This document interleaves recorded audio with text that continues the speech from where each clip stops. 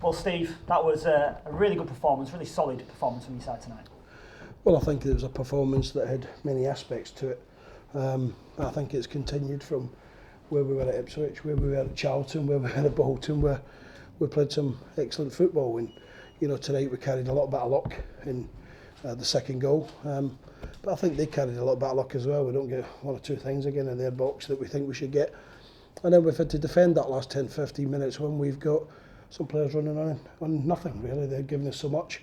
And obviously Revs cramped up a little bit, so he had to come off when the idea would have been to bring Luciano off, who'd nothing left in the tank. But I was proud of the players after Ipswich, and I'm equally proud with them tonight. Yeah, it was a mature performance, wasn't it? Because they got the goals, you were 2-0 up after 32 minutes, and then you managed to be able to, when you were under pressure at times, hold on. Well, it's a big game management. We probably got a lot of slack in that 10 minutes, but that comes because your mind gets slack because you get tired. And we don't kid ourselves. We're still adjusting to a fantastic level of football in the Championship. We've beaten a former Premier League champions here tonight. It's probably equal to any good result we've ever achieved as a football club.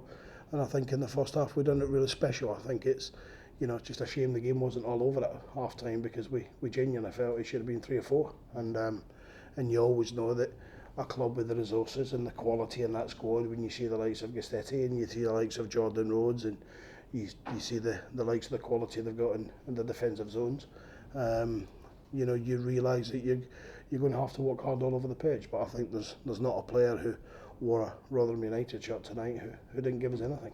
You say that it was a bit of luck for your second goal, which it was, but also Ben Pringle and Luciano Vecchio chased it down. It was that work ethic tonight that seemed to be there as well in abundance. Well, I think we've had that, but we've probably not carried a little bit of luck you get with it. But Ben gives the ball away, but takes that offensive opportunity to go and press the game, and Luciano goes and presses the goalkeeper, and we get a bit of fortune when he kicks off and goes into the net. But I thought Vecchio was fantastic tonight. I thought his link-up play with Ravel was great, and the people who wanted to knock me for not playing him on Saturday, if I'd have played him on Saturday, he would have had one leg here tonight, not 2 legs. So he's delivered the type of performance that we asked him to, and now he gets an opportunity. He won't be involved at Norwich because we'll respect the right. They're his parent club, and but we'll give him the opportunity now to go with Paul Warren, and the boy, I think he's been in the army.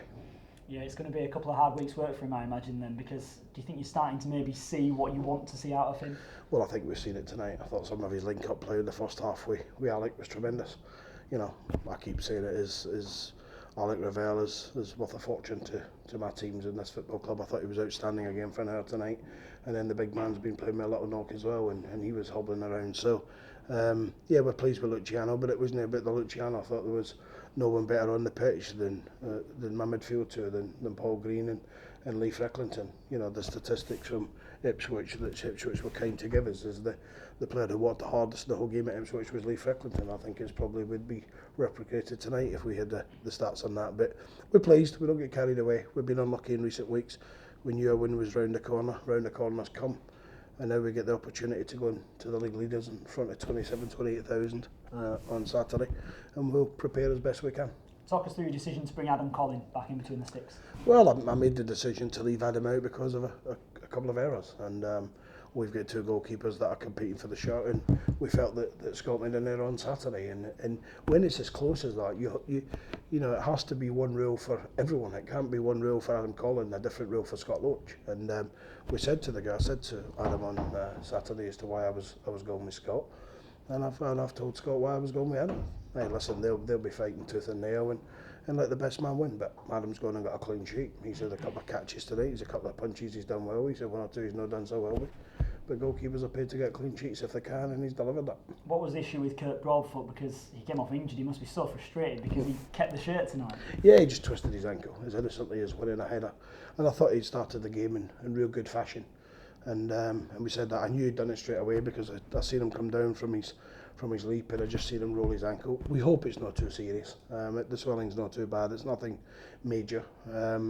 It could be days. It certainly won't be any more than the international break, but hopefully it's days and we can get him in the travelling party to Norwich. But when you've got Craig Morgan to bring on off the bench, then it shows you we do have a little bit of strength and depth when we can get our players fit.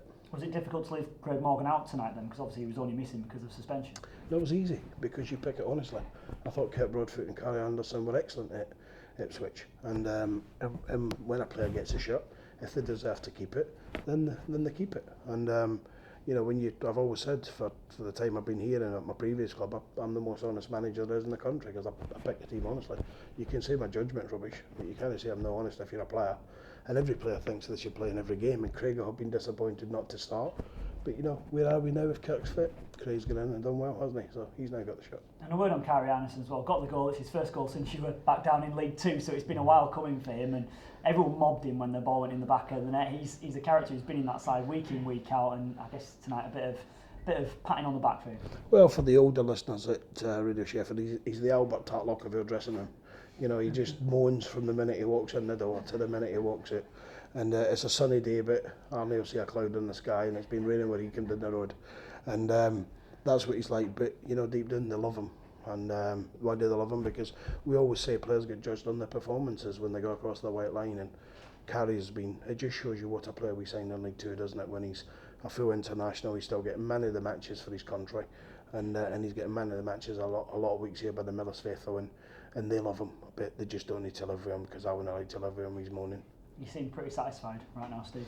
Well, we're satisfied and content because we've got 3 points, and we've been, you said it yesterday, we've been a little bit frustrated was a good word to use, but we've always kept the focus. We know tonight doesn't win us anything, but you know, perhaps our supporters tonight just want to have a little look at the league table. They know how tough it is, but just have a little look at clubs that's below us. There's some clubs there with 5 and 6 times our resources and budgets in there, and that's nothing other than just how difficult it is to win points in this league. And we're 2 and 3 points behind a lot of big clubs. That the resources are frightening, but we've got a strategy here, myself and the chairman and our team, and we'll continue to work to that strategy. Cheers, Steve. It's all right, gents? You've got some very nice here. Do you run this one with Sheffield Wednesday? No, I think beating Sheffield was great, wasn't it? Beating Sheffield, both Sheffield clubs, because we know what that means locally. But I think if you just talked in terms of the New York beating one club when you're beating a former Premier League champions, and I said to the chairman today, you know, the next 2 opponents are at the New York have scaled the heights of English football. We've got Blackburn Rovers, thanks to the late Sir Jack Walker and his family, that they were under Kendall used to achieve what they did. And then we've got Leeds United coming, who I said yesterday are just, people can claim to be the biggest clubs in Yorkshire, and certain clubs can claim to be massive, can't they? But there's only one huge club in Yorkshire, and that's Leeds United, and we'll see them here 2 weeks on Friday.